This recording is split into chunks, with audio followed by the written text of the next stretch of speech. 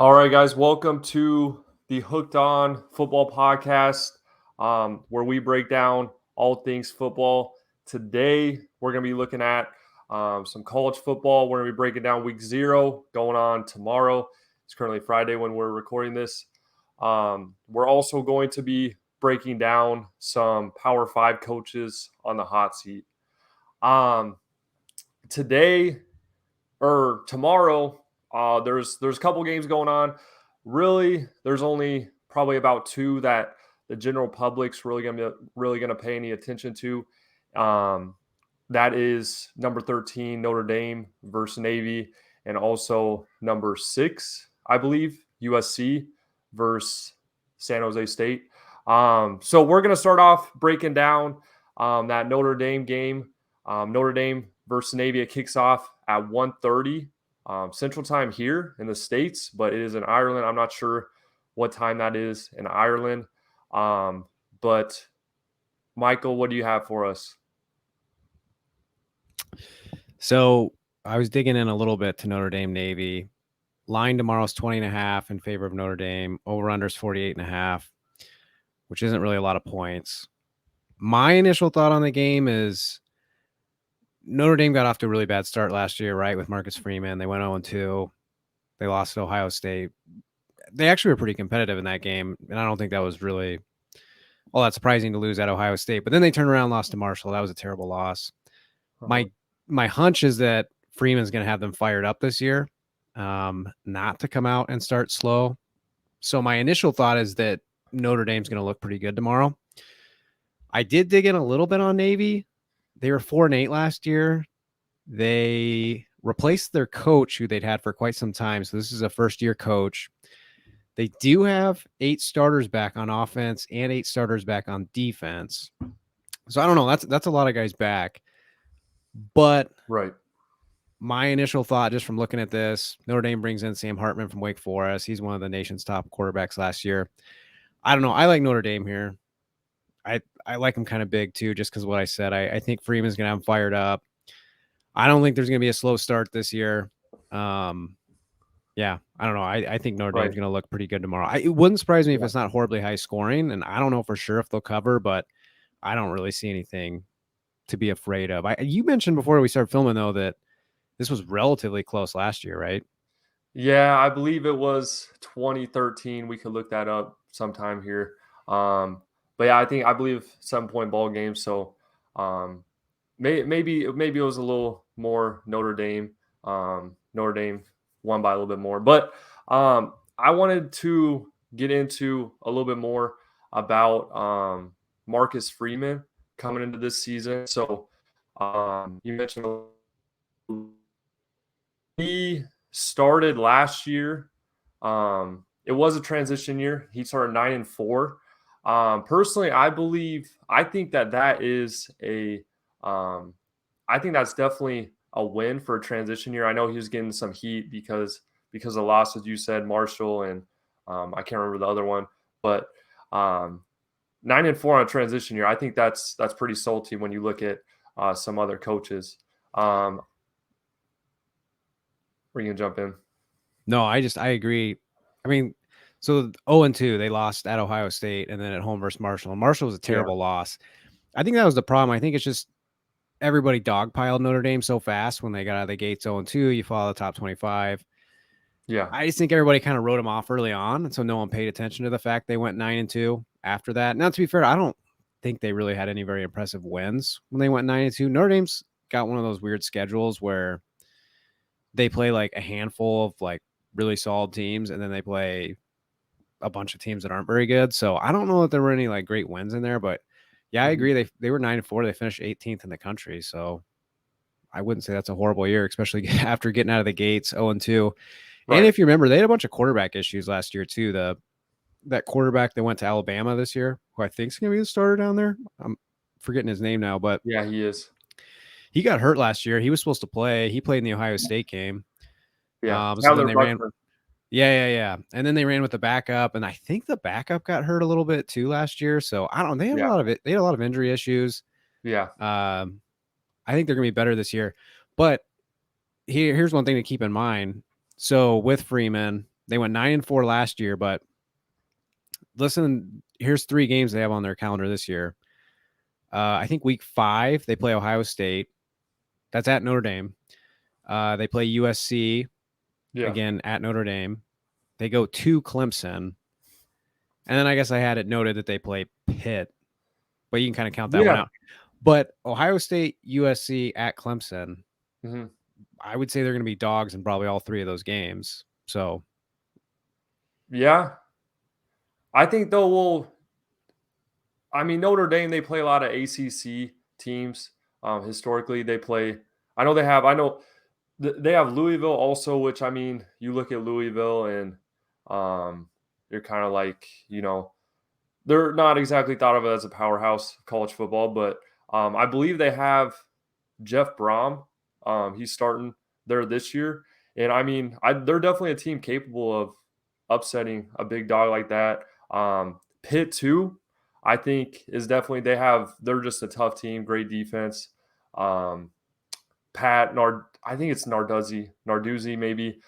He always has them ready to roll. He's had past couple of years, he's had tons of draft prospects, so they really do a good job turnaround talent over there. But breaking into though the kind of Marcus Freeman, bring a little deeper into, I wanted to look at the kind of coaching changes for Notre Dame. They have, as everyone knows, Tommy Rees is going to Alabama. He brings in Gerard Parker, who is the former West Virginia offensive coordinator. I'm kind of interested to see how he does. They have Marcus Freeman and Gerard. They have ties when they were priorly coaching. Oh shit! Having some. What happened to the camera there? A leg fell down on the. God damn it!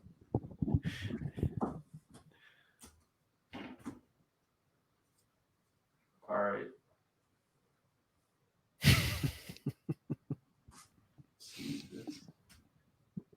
All right. You look okay again? Yeah, it looks fine now. But yeah, Gerard Parker, nothing that he did at West Virginia really sticks out too much. He coached the Mountaineers to 47th best offense in NCAA football. So I don't know. He's going to have better pieces. Like you got into Sam Hartman a little bit, coming from Wake Forest last year. 3,700 yards passing, 38 touchdowns, 12 interceptions. Very solid ratio there. They're bringing in 2 Notre Dame. They're bringing in 3 4-star receivers. They have some guys by the name of Rico Flores, Jaden Greathouse, and Braylon James. So Hartman, he's definitely going to have some better tools, I guess, to use. So I'll be interested to see how that plays out. But also, leading Hartman up front, you have the offensive line. Notre Dame's notoriously good for a very solid offensive line. You got Joe Alt and Blake Fisher. They're playing at left tackle and right tackle. Those are both 2 first-round draft prospects for the 2024 draft. Defensively, did you have anything for defense? Not really. Just that Notre Dame's going to be really good on defense again. Yeah. Based off everything that I read and saw, I want to say they lost like most of their D-line from last year, but they've also recruited really well. So everything I read seems to indicate they're going to probably be really good on defense. I know last year that was their defense kind of helped carry them, but everything I've seen would indicate that the defense can be really sharp again. Yeah. They Pick Six previews, they finished 20th in Power 5, so definitely pretty good there. They do. I did see they add Ohio State veteran. His name Javante Joan Baptiste, He's a 4-sack player last year at Ohio State, so add him to the D-line, which is definitely a area improvement for the Fighting Irish if they do have any. Another player to look at or look out for tomorrow on Saturday is a secondary safety, or not safety, cornerback, Benjamin Morris. He was a freshman last year, had a really good year as a freshman, so look for him to kind of really have a breakout year this year as a sophomore. Before we move on here to USC, just really I have a couple of things written down for the defense. The room for improvement, defensive line, like I said, but also the red zone was very bad. They gave up a touchdown 80% of the time when they reached the red zone. So certainly, if they want to upset those top dogs like Clemson, Ohio State, they're definitely going to have to pull that together. But I think, and I'll let you chime in here, I think that personally I have the Fighting Irish covering that 20.5 spread. I think that Marcus Freeman sends a message. Yeah, my hunch would be they'll definitely zero it out. They win. I would guess they look pretty impressive doing it. But last thing I'll say on Notre Dame is really the first 4 games of the year are just leading up to Ohio State. They play Navy, then they play like 2 schools. I don't know who they are. And then they're at NC State. I think it's at NC State. And then they get Ohio State at home. So all I'll really be paying attention to is how they look these first 4 games. The expectation will be obviously they win them all, go into that game against Ohio State undefeated. And to me, that's really when you'll be able to tell how good Notre Dame is or isn't compared to the other top dogs. So I expect to look pretty good tomorrow against Navy. Probably should win the next 3 weeks. And then I think the real test will start with Ohio State at Notre Dame week 5. Did you say the line's at 49 or the over-under? Over-under is 48.5. Are you over or under? I don't know. I don't know enough about Navy. Yeah. I don't know. I don't even really have a good take.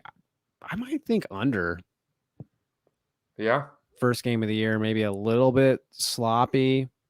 Yeah. I am kind of curious. I'm going to be curious how Notre Dame's receivers look. Like you said, that's been a big weak spot for them, and they're bringing in a bunch of really good true freshmen. Yeah. But I'll be curious to see how they look. It wouldn't surprise me. Again, I think Notre Dame is going to look good. I think they're going to dominate most of the game, but are they going to put up 35 points? I don't know. I'm not so positive they will, but yeah, I might be inclined to say under week 1, but I don't know. Vegas is so good. It's probably gonna be right around that. Yeah. And they do, part of that receiving core, they do lose Michael Mayer, who was a huge receiver for them last year. But moving on here, the second big game on this for week 0, big game for tomorrow. We have San Jose State at USC. Obviously there's a lot going on, or a lot of things USC is doing right, but I wanted to maybe shine a little bit of light on San Jose State. I did a little bit of research. So San Jose State, they bring in a USC transfer. Actually, I think he's been there for 2 years now, Chase Williams. He's definitely an NFL type player. He's a definite impact player for San Jose State. They definitely will need him because of how good that receiver room is at USC. Another player on San Jose State is their quarterback, Siobhan Cordero. He's definitely another impact player. He's no sleeper either. He's on Boomer has him number 30th on his best quarterback ranking. So definitely some production there. He throws a tight spiral. He's serviceable. So he's no slouch at quarterback. However, though, unfortunately for San Jose State, that's kind of where their talent runs out. I mean, they have some guys here and there, but major talents are those 2 players. On the other side of the ball, you already know that there's a lot of talent USC, do you want to start with them, Michael? Yeah. USC, I would just expect USC is going to be pretty dang good this year. Honestly, I didn't even dig that deep into USC. The line tomorrow is pretty big, 31.5, 66.5 for the over-under. Obviously, they've got Caleb Williams back. They've got a ton of receivers. Wouldn't surprise me if USC covered that line tomorrow. I feel like, or if they don't cover the line, I think they'll go over. I just think they're going to put up a crap ton of points. Yeah. Realistically, I mean, I'm not really worried about USC's offense as long as everyone stays healthy. I think they're going to be productive as hell, but probably, I mean, I think it all really comes down to their defense, how good they are or aren't. Mm-hmm. So last year defensively, they gave up 29 points a game and almost 430 yards of offense, which that's pretty terrible defense. They do bring 9 starters back, so that's basically the whole defensive unit. But I mean, I think the entire USC season, how good they will or won't be, who they can hang with, is truly just going to come down to who they can stop, which seems like it's pretty common for most Lincoln Riley teams. If you go back to when he was at Oklahoma and he had Baker Mayfield and all those guys, dude can coach offense. Like his teams can put up points. It's a matter of what can the defense do? Can the defense get stops when they need them? Right. So, yeah, I mean, offensively, USC will be fun to watch tomorrow night. Caleb Williams is fun to watch. They've got a ton of studs. What I'll be watching is defensively, can they get stops? How many yards of offense are they giving up a game? Things like that. Are they improving? Which they should. I mean, you bring 9 guys back on defense. Even when your defense was terrible last year, you'd still like to think you're going to see some improvement. So I think that's probably the biggest thing to watch for them. Right. Yeah. Joel, I was listening to Joel Klatt the other day. He was talking about how pretty much every game for USC was a clinic on how not to tackle. It was pretty bad. They were kind of like and I read this again in Pick Six previews, but kind of like the anti-Iowa, or top 10. They're top 10 offense and last in defense, or not last, but whatever, bottom 10. I didn't want to say, I think one area that people may be overlooking, I know this guy kind of has somewhat of, he's a little bit polarizing reputation, but for me, I don't know. I think he's a very good coach. He had a bad stint in Arizona, but that's Kliff Kingsbury. He's actually on the sidelines for the Trojans, and you're not going to see him as offense coordinator or quarterback coach. They brought him on as a offensive analyst, but I certainly don't think that that's going to hurt the Trojans at all. Bringing in an offensive mind like Kingsbury, he's coached guys like, as we know, Patrick Mahomes, Johnny Manziel, some different quarterbacks like that. So I think that could definitely boost the offense a little bit if it already didn't need it for USC. Yeah, it is kind of funny that they bring in Kingsbury, a guy who's like a whiz offensively, but yeah, they're already super good on offense. So I mean, how many like whizzes on offense do you really need? Lincoln Riley can coach the crap out of an offense. He knows how to do it. But I mean, Kingsbury will still be a good addition. He's got a lot of accolades to his name. Right. Had some pretty good teams at Tech, coaching the NFL, all that type of stuff. So it's not like it's going to hurt anything. I just think it's funny that you bring in another like offensive mastermind to a team that is their weakness is far from their offense. Yeah. Yeah.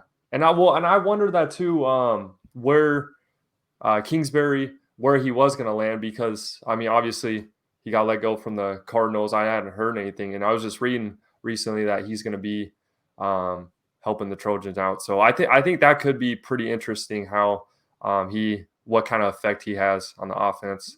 But I did want to dig in a little bit to the receiving core. Obviously it's a receiver. The receiver room's just beaming with talent. You actually have Jerry Rice's son, Brendan Rice. He's on pace to have a breakout season this season. He looked really good last year. Dorian Singer, he was the Pac-12, ACC. He was the ACC leading receiver from Virginia. So USC stole him. Then they bring in the number 1 receiver in the 2023 class, Zachariah, I think I'm saying that right, Zachariah Brant's number 1 receiver in the 2023 class. Then they have they're bringing in a guy named Deuce Robinson. He's 6'6". He's also a 5-star receiver. So tomorrow night, I mean, really, I think the only way San Jose stays in it is if it's just a track meet, and you see from last year that USC has not improved defensively at all. But I don't see that being the case. I think people were pretty hard on them last year in this offseason about how big of a joke their defense was. So I don't know. I think Lincoln Riley gets them on track also defensively. Yeah, I would guess they'll definitely be improved, but they do have the schedule will be interesting to watch. They don't play the easiest schedule this year. I'm pretty sure last year they avoided both Oregon and Washington in the Pac-12, and this year they get the back half of their schedule. They go to Notre Dame, they get Washington at home. So actually, in consecutive weeks, they get Washington at home, and then go to Oregon. But the last 6 games of the year in general, they have Notre Dame, Utah, Washington, and Oregon all on the schedule, which I think is pretty brutal. The first 6 games of the year looks like it should be a cakewalk. Both Arizona's, Colorado, Stanford, no one very impressive, but yeah, it's gonna be a tough finish. So there probably won't be a ton to see, especially this first month. I mean, they're gonna have a cakewalk, but it'll be interesting. The second half of the year, they're gonna get tested. There's gonna be some tough games on the schedule, so we'll see what they look like down the stretch. Well, especially because in the Pac-12, how good quarterback play is. Yeah, they're loaded. There's a ton of studs out there. Penix at Washington. That I can't say his name, but I think they are abbreviating it. DJU at Oregon State, coming from Clemson. Yeah, the Clemson guy, Bo Nix at Oregon. It's kind of funny. Like the Pac-12 has just kind of been the laughing stock of the Power 5 for the last 5 years or so. Yeah, just they've been bad. What are they saying? Like 2 teams of the playoffs maybe in that time. And now it's on they're getting their act together. They got all these studs out there, and the conference is going to basically break apart and cease to exist next season. Right. Yeah. But it'll be one final run. It'll be a fun run this year too. There'll be some competitive, fun games out there for sure. And I think that aren't all those quarterbacks transfers? The Bo Nix, Auburn, Michael Penix, Indiana. Yeah, Clemson for Ugandale, I think. Up in Oregon State, and then Williams technically followed Lincoln Riley from Oklahoma. So yeah, I guess that's true. They did pick up their 4 studs. Are all technically transfers. I think we're missing. I think there's one more, but yeah, there probably is. Name's not coming to me right now. But I guess to Utah's quarterback Rising. Oh yes, he's really good too. I don't think he's a transfer. I think he's been with Utah, unless he transferred like really early in his career. But he's been playing there forever. It feels like. Yeah, I think you're right. But he's a stud. His problem is just staying healthy. Yeah. But no, to close on this game, my prediction, I think that I think USC gets it done. They cover 30.5, right? 31.5. Pretty big line. Oh, so that's gone up since yesterday. I had -30. So yeah, I guess it's going up. Yeah, I'd agree. I think they're going to look really good. I would guess the offense is going to be explosive. Week 1, it's kind of easy to get fired up. Defense brings back a lot of guys. Probably being screamed at all offseason about how terrible they were and couldn't stop anybody. So I don't know. If I had to take a guess, I would guess they're going to look pretty good tomorrow night. Yeah. Yeah, it will be interesting to see. But all right, so moving on past those 2 games, I know there's also Hawaii at Vanderbilt playing. I think though Vanderbilt's gonna, I don't know about you, I think Vanderbilt's gonna throttle them. Hawaii is having to make the trek from, all the way from Hawaii all the way across to do you know where Vanderbilt is? Vanderbilt's I think it's in Tennessee. Okay, so just far, super far drive. You can't even make that at a drive. Flight, and then that's what I mean. And then the other game, there is again some pub, kind of for your more hardcore college football fans, with Ohio playing. I can't remember, San Diego State maybe.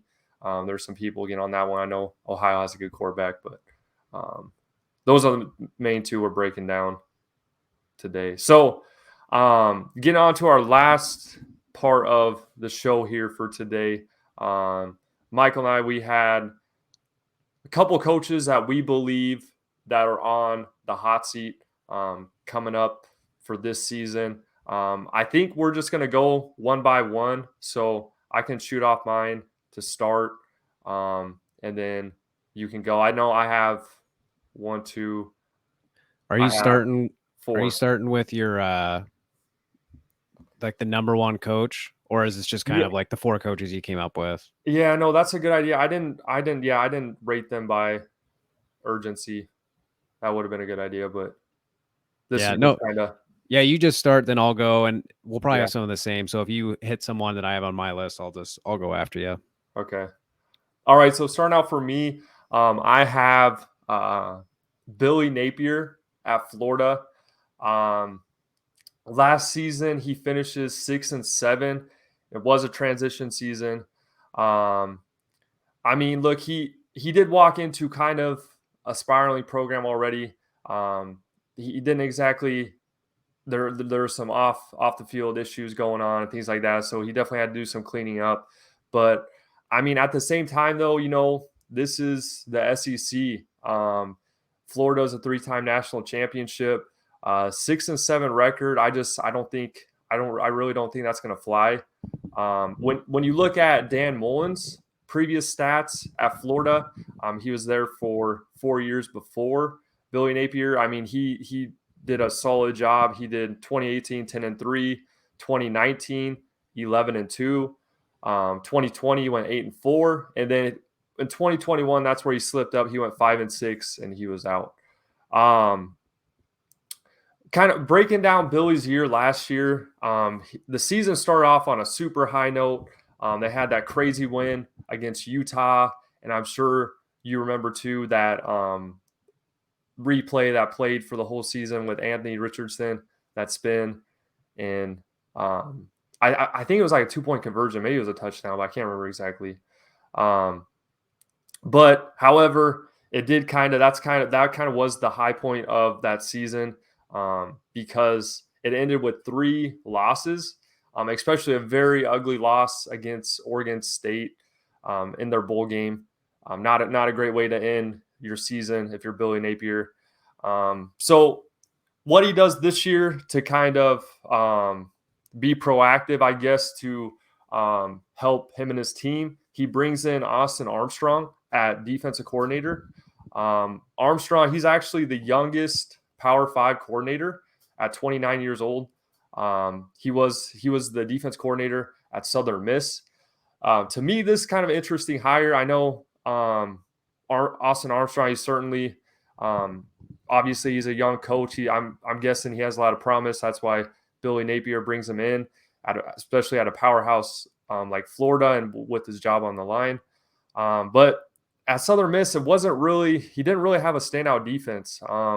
He was ranked 22nd defensively in group of 5 schools at Southern Miss. So really not really a standout there.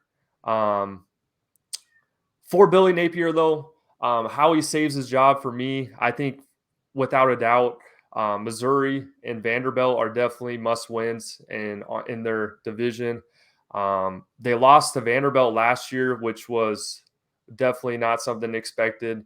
So in order to keep his job, he definitely needs to win those. I think Napier, they're going to throw him, I think, a little more leniency. I mean, he definitely doesn't need to go win the SEC.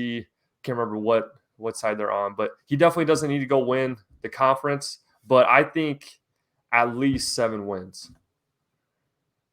Yeah, I actually didn't have him on my list, but that is a good one for everything you just said. And I would agree, he probably does need to pull out that many wins. I mean, that's just gonna be the expectation of Florida. There's too much pride down there. All right, I'll take one off my list. I wonder if I can find one that you didn't have. Because my first guy, well, I'll just go off my number one because you'll probably have this too, but you can just talk to it after. I had Sarks down at Texas as the guy on the hottest seat. So 3rd year, 5-7 the first year, 8-5 the second year. Obviously at Texas, 5-7 and 8-5 don't cut it. I mean, it's kind of been the average over the last decade. But amongst Texas fans, of course, that's not going to cut it. They want to get back to the top of college football. So everything you read about Texas indicates they should be really good this year. Granted, everything for the last decade always indicates they're going to be pretty dang good at the beginning of every season. But I don't know. The consensus this year is that they are supposed to be the real deal. If you look through the last 5-year average of recruiting classes, they rank 6th. So the 6th best recruitment class on average over the last 5 years, which is pretty salty. And then the schedule is really easy. First off, I don't think the Big 12 is very good this year, but I mean, you can just go down the schedule. I will say the one tricky one, they go to Bama week 2. I would expect they're going to lose that game. Mm-hmm. I think the bigger question mark there is, I mean, if they win, fantastic, right? I mean, they'll be on top of the world, and I would guess the season's going to go really well. But I think the bigger question mark is if you lose at Bama, the problem that seems to hit Texas year after year is I think something you just start to lose the locker room. I don't know how else you explain it. They constantly have top recruits in there. We know they have the talent. So sometimes I wonder if, they lose one of these games early and they start to lose the locker room a little bit. So does that happen? I don't know. I kind of doubt it, but you go through the schedule at Alabama. Honestly, I mean, then you got the Red River Shootout. That'll be a huge one probably for Big 12 this year. I mean, there's literally nothing else. You get Kansas State at home. You go to TCU. You get Tech at home to finish. I don't know. The schedule's just not very tough. So I'd say Sark's got to be double-digit wins. Personally, I think he's probably got to go at least 11-1, win the Big 12. Not saying he gets fired if he goes 10-2, but man, that seat will be scalding if he doesn't. I think the expectation will be for sure win the Big 12. He probably gets a pass if you lose at Alabama. But I think his seat's starting to get hot. You don't get a long leash down to Texas, and this is year 3. And if you're not producing by year 3, I mean, it's what can you really do? That's right. You got to start to put out, especially when you have the talent you have. So I got Sark's number 1. Yeah, no, that's a good one. He made my list, but he was kind of probably honorable mention for me.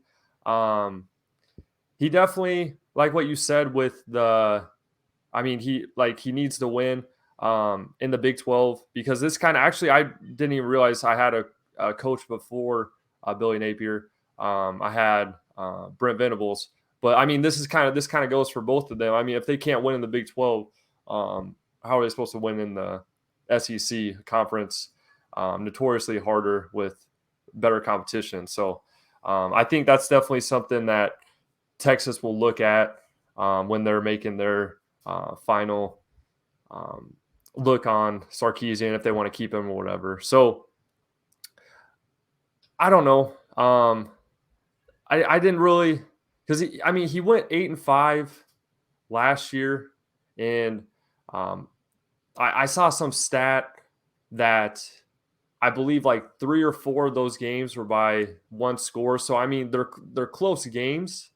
You have Ewers hurt for a lot of the season. I know Hudson Card stepped up in a big way, but I mean, he's certainly what's his first? Ewers? Quinn Ewers. Quinn Ewers, yeah.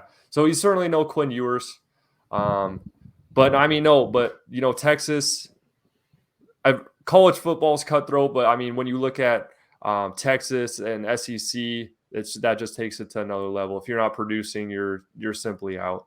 Yeah, I think they'll be good this year. I would guess double-digit wins for sure. I would think, because you're right. A lot of those losses when you go through them were pretty dang close. I mean, they were 1-score games. Yeah, almost all of them, in fact, I think.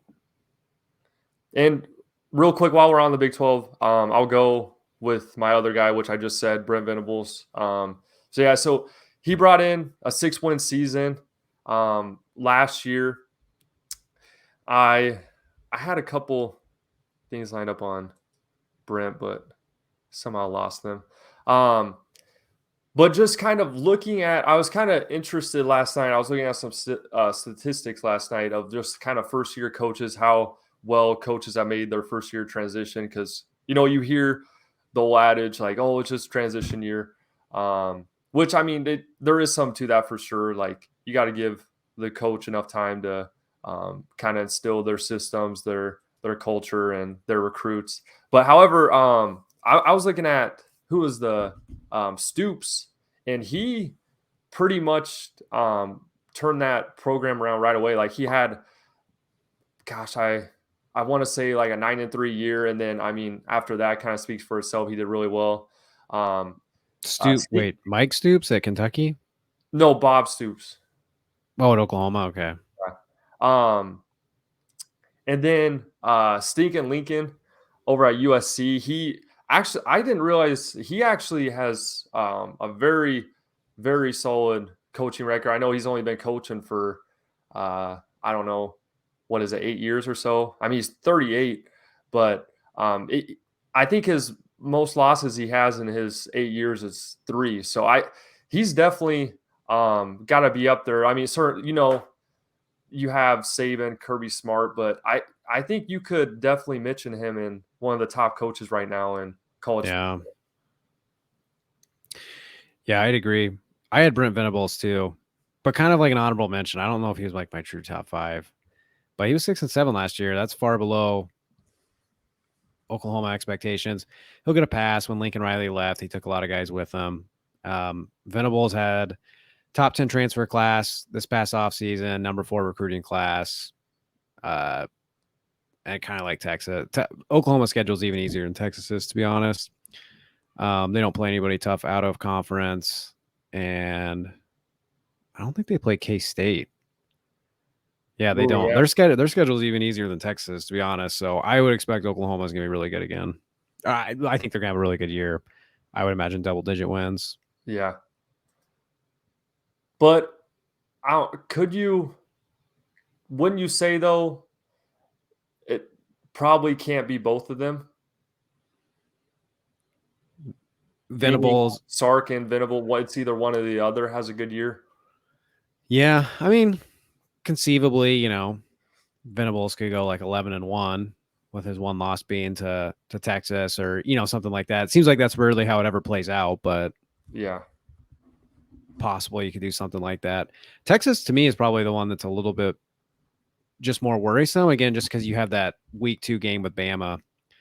And you just have, there's a better not chance you come out of that 1-1. Oklahoma doesn't have anything like that. They like their schedule.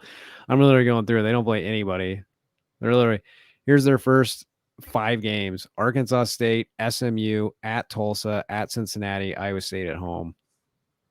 I mean, it's terrible. They should run it. I mean, it should be 5-0, snap of a finger. Then they get Texas, and then after that, the schedule still really isn't that tough. At Oklahoma State is probably the next toughest game on their whole schedule. Yeah, dang. Yeah. But who do you have? Who else do you have on your list? So I have 2 more. This one is a coach I guarantee you don't have on your list. I mean, it's a program that really no one talks about, and I mean, there's really no reason to talk about them. They are a Power 5 school, and the program I'm talking about is California, Cal. No, I don't have them. I don't even know who that coach is. Can't even tell you. So his name is Justin Wilcox. I mean, you look at California football, this is a program that's been in the tank for 10 plus years. Just historically, they're a very inconsistent program. However, if you do dig back a little bit to the thousands, they had a very good run there. They had a couple of years, or they had 1 year 10-2, and then they had like a couple 9-3. So they did kind of have it going on in the 2000s. However, though, I mean, since then it's just been up and down. 1 year they're 2-10. Next year they're 6-5. Then they go back 4-8. It's just inconsistent as hell. I think that Justin Wilcox so he's been there since 2016. He actually preceded TCU coach Sonny Dykes. That's where Sonny Dykes was at before he went to TCU, I believe. Maybe Sonny Dykes stopped somewhere else before TCU, but he was at Cal. But I mean, Justin Wilcox, my kind of argument for why he's on the hot seat. I mean, he's been there for 8 years and his record's 30-36. I just simply I don't think he has what it takes to get the needle moving to back to kind of that California reign in the 2000s. Just 4-8 last year. I think the year before, I think they had 5 wins. I mean, they haven't gone bowling since 2019. I think they had 6 wins that 2019. So that's my third one, Justin Wilcox at California. Yeah, that's probably a true hot seat one too. Some of these I kind of picked more high profile guys, and some of these probably aren't even actually on the hot seat. I would just say they're kind of on the warning track, if you know what I mean. They're one bad year away from probably being like truly on the hot seat. I do think Sarkis is kind of on the hot seat though. Like if he went 8-5 for some reason this year, like that would be a disaster. Yeah. So the next one I actually had this guy number 2 on my list is Mel Tucker, Michigan State. He's going into his 4th year. First off, he's one of the highest paid coaches in college football. He's 10-year, $95 million contract, which is that's crazy. Basically on par with Saban, Kirby Smart, all those guys. So here's his track record over 3 seasons. I don't really count 2020. He took over the program. They were reeling. They had all those issues after the Nassar stuff, and that was COVID anyway. They were 2-5 that year. They weren't good, but 2021 they turn around. They go 11-2. Which that's when he signs his big contracts after they go 11-2 and everyone falls in love with them. Last year they go 5-7, so miss a bowl game. Which, to put that in perspective, because Michigan State's a pretty proud program. I mean, I know they're not like a blue chip program, but since 2007, and again I throw 2020 out. I'm not counting 2020. Since 2007, that was only the second time they missed a bowl game. 2022 and then 2016 are the only 2 years they missed a bowl game since 2007, which really is a pretty impressive run. But when you're paying your coach, $10 million a year, and he's up there with, Ryan Day and Nick Saban and the highest paid coaches in the country who are in the playoff year over year. I mean, it's just inexcusable. You can't go 5-7 and miss a bowl game.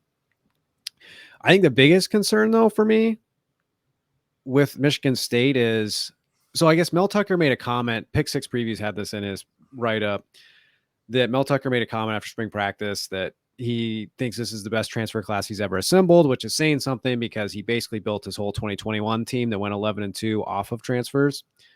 But then Pick Six was saying that they didn't really get any transfers that covered any of the positions they really needed them at. So no one seems to be like crazy optimistic on Michigan State. And probably a big reason is they're in the Big Ten East. Yeah. Which means you have to play Ohio State, Michigan, and Penn State. 3 games you're going to be heavy underdogs in. Then they get a pretty brutal crossover in the Big Ten. They have to play at Iowa and at Minnesota. 2 games that it's probably a pretty decent chance they're underdogs in. Yeah. And then, I mean, I don't know. You got to play freaking Maryland keeps getting better and better every year. That's not a gimme. Indiana, Rutgers, they've got some games on the schedule that are gimmies. But, I mean, is it really? I mean, what do you think? You're getting paid $10 million a year. You got one of the biggest contracts in college football. Is it you go 6-6 this season, 7-5, and your 4th season? I don't know. What do you make of that? I get Michigan State was in a tough spot after, 2020 and everything that happened there, but they're paying that guy $10 million a year. He's going to turn around. He goes 5-7 one year and goes 7-5 the next. Like, right. I don't know. That's a tough spot to be in. I mean, I don't think he's going to get fired if he goes 7-5, but yeah, he's really going to feel the heat next offseason if he can't. But again, I don't really see. I mean, I think the best case scenario for Michigan State is they go 9-3. Right? They're not gonna beat. I mean, they're for sure losing to 2 between Ohio State, Penn State, Michigan. Yeah, probably all 3. But I mean, best case scenario, maybe they beat Michigan in a rivalry game or something like that. But yeah, I don't know. It's a tough schedule. It's not a good position to be in for Mel Tucker when you're getting paid that much money and you're struggling to find 8 wins on the schedule. Right. And I mean, maybe admin at Michigan State sees that I mean, because like Michigan State isn't that blue chip school, and they're in Big Ten East, which probably one of the toughest conferences in college football. But I mean, I just simply I think that was a bad decision on administration to hire Mel Tucker for that much money. Yeah, I think he's a good coach. I just that's just insane money. Yeah. Like, I it's mean, just it's insane. That's what yeah. Nick Saban's making. And look, Nick at Saban's track record. Is he really?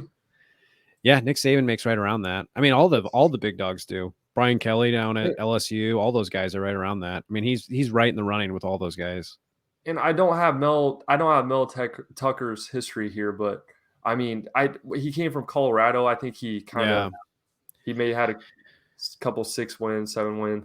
Yeah, no, he's like I said, he's a good coach. It's just it's all relative. So when you're making that much money and you're getting compared to guys that live inside the playoff every January, it's tough when you're missing a bowl game last year and you're looking at this season. You're like, I think maybe we can get to 7 wins. I don't know. Yeah. Maybe not. Maybe we go 6. Like the fact that you're like having to kind of claw through the schedule. I'm like, I think we can get to a bowl game this year. It seems like a bad sign to me. Yeah, right. Because before, I think there's only been 2 coaches that have preceded. You had Mark D'Antoni. Yeah. Right. And then I think it was Nick Saban. I want to say, or maybe there's some of that might have been right. Because when I was digging back through Michigan State, so they didn't go to a bowl game in 2006. They actually missed a bunch of bowl games prior to 2006. So, yeah, I don't know my Michigan State history well enough, but obviously someone took over around that time frame that flipped the program. And I mean, they're not a top tier, but they're a second tier, I would say. Yeah. Through the 2010s, like Michigan State was routinely towards the top of the Big Ten. Yeah, I mean, they had a college football playoff appearance in that's true. 2017. Yeah, I forgot about that. Yeah, no, they're a proud program. Yeah, I don't think Mel Tucker's a bad coach, but again, you can't make that much money and produce 5 and 7 years. Right, and it might be one of those situations too. It's just not the right fit. Yeah, but he did go 11-2 his second year. Again, I know I guess, that was the product of a lot of transfers and stuff like that, but that's why they gave him the money, is because he turned that program around so quick and everybody was so happy. And then he turned around last year and it was just a total dumpster fire, end up missing out on a bowl game. So I'd say there's some serious pressure there. And wasn't there some, I don't want to get too much into all the gossip, but wasn't there some speculation with him doing some things over there? Did you ever hear that? Like financially? That's being more specific. I heard it. There was speculation. He was like, I think he was tampering with money, or I don't know. It's been that speculation. Yeah, I guess I don't know. I don't know on that one. Yeah, we won't dig too deep. But my next coach, moving on here, is one that is right up there, probably with Mel Tucker, one of the highest paid coaches. Jimbo Fisher at Texas A&M. I mean, this one kind of speaks for itself. Jimbo, he inexcusably went 5-7 last year after getting not just the best recruiting class in America last year, but best recruiting class in the history of college football. He goes 5-7. I know you might make the argument, they're freshmen, they still got to develop, but I mean, still, you have the real, I don't know what other way to put it, but humiliating loss to Appalachian State when you're number 6 at home. I simply, SEC teams do not lose to I guess Appalachian State's FBS, but they don't lose to schools like that at home. That was inexcusable. But I mean, really, I think the only thing that has saved Jimbo Fisher for so long, I mean, there's a couple factors. I mean, his ability to recruit and things like that, but he also has just a historically huge deal, or money-wise. I looked it up. If he were to get fired after this season, A&M cut ties with him, he would still get paid $75 million. So pretty crazy. I think that might be a reason why he's still there. However, he's going to certainly have his work cut out for him this year. They play at Miami. Miami, another school with that was going through a transition year with Mario Cristobal over there. I think Miami is a lot more respectable this year. I think they had a lot of freshmen playing. I think they'll be certainly tougher. Then you have, getting into the SEC schedule, you have Tennessee, you have Alabama, Ole Miss, and LSU. So, I mean, that's just in SEC alone, that's 4 teams right there that could be potential losses again. So, Jimbo Fisher, I mean, you certainly can't put it past him, though. To certainly he could get his guys and be a team that shocks the nation. They could get into the college football playoff. I mean, I don't know what you think, but the talent's definitely there. But yeah, I had him on my list too. But here's a stat for you. So this is actually his 6th year at A&M. He's only 23-18 in the SEC in 5 years. That's like, I mean, it's barely above 500. I mean, all in all, he's been pretty successful there. They finished ranked 3 of 5 years he's been there. They've had over the 5-year average. They've had the number 5 recruiting class.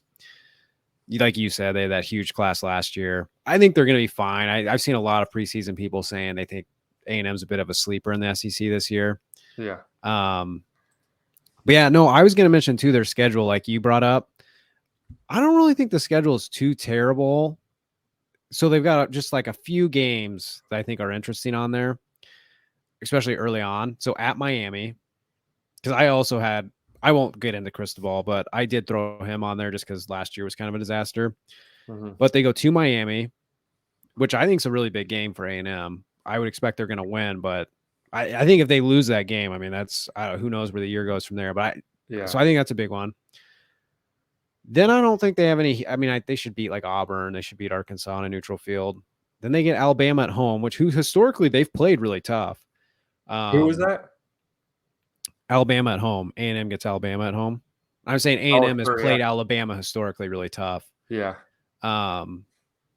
So that's a big game. They go to Tennessee. It's a big game. And then they get LSU, or they go to LSU to finish the year. So, yeah, I don't know. I think A&M should be improved for sure.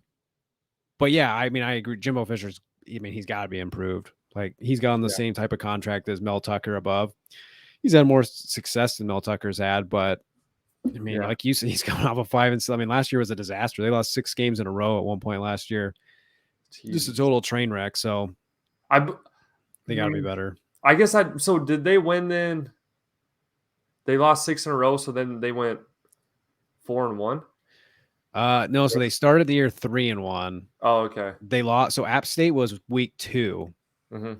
Then they turned around and they beat Miami in a really ugly game. I kind of remember watching that game, Miami and A&M. It was 17-9. It was super ugly.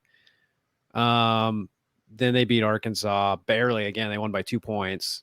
And then they went on a 6-game losing streak. And then to finish the year, they beat UMass. And then LSU. I don't remember that LSU game. They beat LSU by 15, though. That was a pretty good win to end the year. In fact, LSU went to the SEC title game. Yeah, really. That's not bad at all. But, yeah, I think probably not the same thing as Sark's. Like, Sark's expectation is to, like, be in contention for the playoff, I think. Yeah. I don't think anyone's expecting Jimbo Fisher and A&M to win the SEC, but I would guess they're going to be a lot better. Yeah. I don't know how many wins do you think they'll end up with? Gosh, I think it's either, when I think about right now, I think it's going to be either kind of another bust year for Jimbo, 4 or 5 wins, or I think it's double digit. I don't think there's really any in between. Yeah, for me, I don't know. I kind of think they're going to be around that 9-win mark. Mm-hmm. My guess. I mean, I honestly think they could get Bama. Yeah, they could sneak up. Yeah, Bama. Maybe we can talk about them next week before they start. But they're kind of an interesting team this year. Yeah, and then at Tennessee, at Ole Miss, at LSU. So you got some of those weird toss-up games down in the SEC. Yeah. I don't know though. I can see them being kind of sneaky good this year. They're freaking loaded with talent. Right. I think they had some bad luck with some health issues last year too, from what I gathered. So I don't know. I think they could be sneaky good, but again, I think they kind of need to be sneaky good because I think Fisher needs a good year coming off of last year. Yeah, and I was just thinking about too. I mean, this is a whole nother show in itself. But I'm just thinking way too far ahead. But when Texas and Oklahoma get added to the SEC, that's just competition is gonna be absolutely nuts. Yeah. It is. They're going to be freaking loaded. Yeah. But wait, was that yours or no, that was yours. I just happened to have him too. Did you have anybody else on your list or was those all your guys? Yeah, so next I had Deion Sanders. on the hot seat. No, I'm kidding. I didn't have any more. I only had James Franklin. He's probably not Yeah. really on. He's probably not actually on a hot seat. He won 11 games in the Rose Bowl last year. I was But about to say, I was like, the only reason I threw him on there is because he again is getting paid top tier money. He's been at Penn State 9 years. I yeah, think they've won the Big 12, Big 10 once, but I've never made the playoff. 49-30 in the Big 10. All I'm saying with James Franklin, I don't think he's a bad coach. Obviously, he's a good coach. He's been there 9 years. They've had a lot of success, but yeah, the next step for Penn State is to be able to compete with Ohio State and Michigan. And right now they're not there. right. And I don't really see this year how I think they probably do almost the exact same thing they did last year, which is go 10-2 and lose to Ohio State and Michigan. Lost to Ohio State by 13 last year, Michigan by 24. I don't really think James Franklin's like obviously actually on the hot seat. I'm just saying he signed a huge contract. He's making Ryan Day, Jim Harbaugh type money, but he hasn't produced Ryan Day and Jim Harbaugh type results. And truthfully, Penn State's again a top tier program, but if they want to be top tier, the next step is beating those types of schools. So Right. I don't know. And this is supposed to be a loaded team for Penn State this year. Maybe they find a way to beat Ohio State or Michigan. I don't know. I guess we'll see.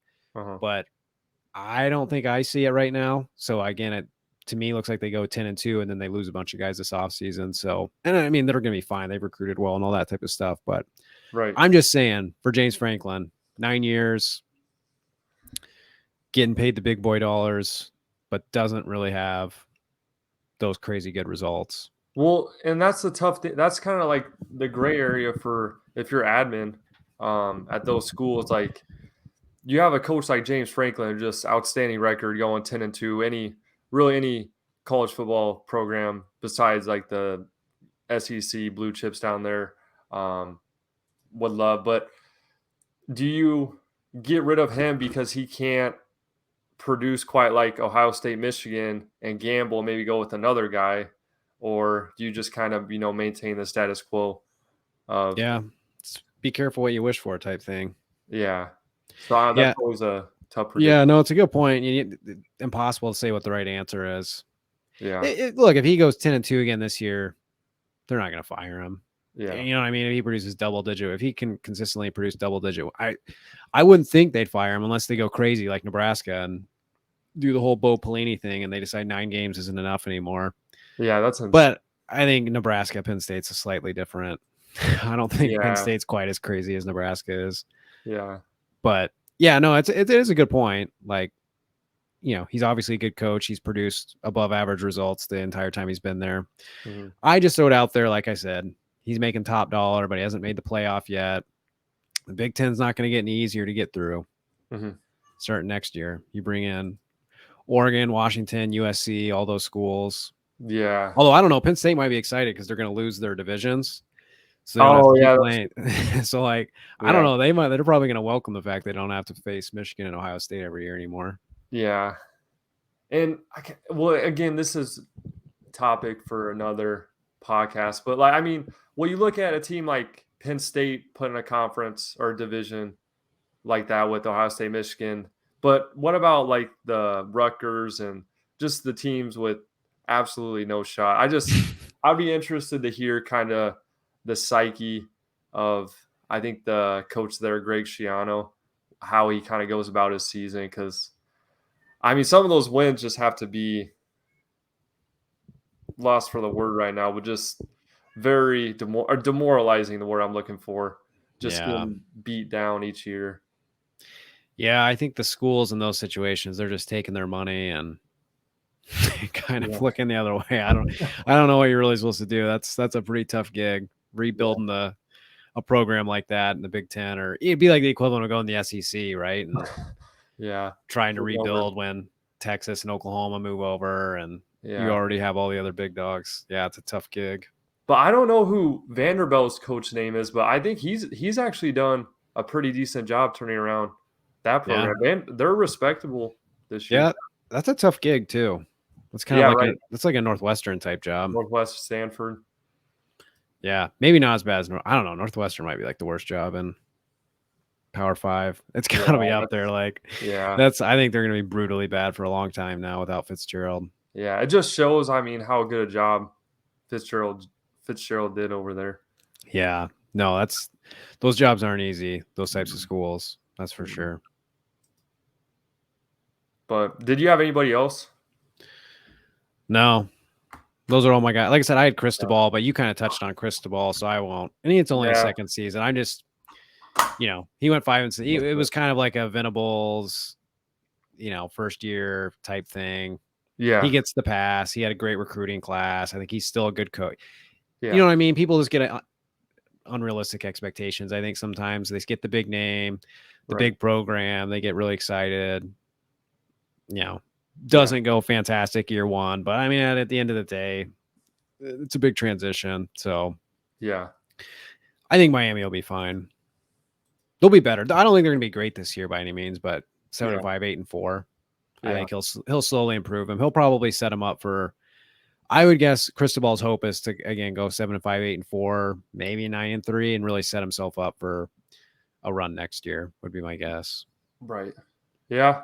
I just again too. I mean, ACC certainly no SEC, but ACC has some pretty tough teams. Yeah. In there that they play pretty good defense, pretty good offenses. So I think they have a lot of pretty decent like middle of the road schools. Yeah. You know what I mean? Like your Pittsburghs and those types of schools. Yeah, like the teams that are capable of, they could pull off a huge upset, but they could also get beat by Liberty which is kind of like what the Big 12 is, I feel like most years, but I don't think that's what I think the Big 12 is gonna be bad this year. Yeah. But yeah, no, I think that ACC is kind of sneaky tough. And that was the thing with Miami last year is they just like any game there was like a question mark. Yeah. Besides, I think they lost like Middle Tennessee. Remember that? It was just like a terrible loss. Yeah. They had like, and I think maybe they lost to Duke too, which was a bad loss. But outside of that, they just lost like all those toss-up games. They just lost to the Pittsburghs and the North Carolinas, and you know what I mean? Like all those schools in the ACC that, like you said, are ultimately kind of middle of the road types. Yeah. They just got beat by all of them. So like Louisville. Yeah. And you got NC State. I mean, there's just a lot of schools like that. And last year, Miami lost to all of them, but yeah, I think they'll be better this year. Yeah, I agree. I don't think they'll drop all those games. I think 7-5, 8-4 would be my guess. But all right, well, we're just in around the hour mark here. So I appreciate if you are still with us here listening. Make sure if you're still listening, make sure you subscribe. Michael and I were looking for probably about episode per a week schedule for right now. We're looking at next week breaking down the official week 1, and we'll probably have another subject. I don't know if you had anything in mind for next week. We can talk. Yeah, we'll figure something out. But yeah, I appreciate everybody watching. We will catch you guys in the next one. See ya.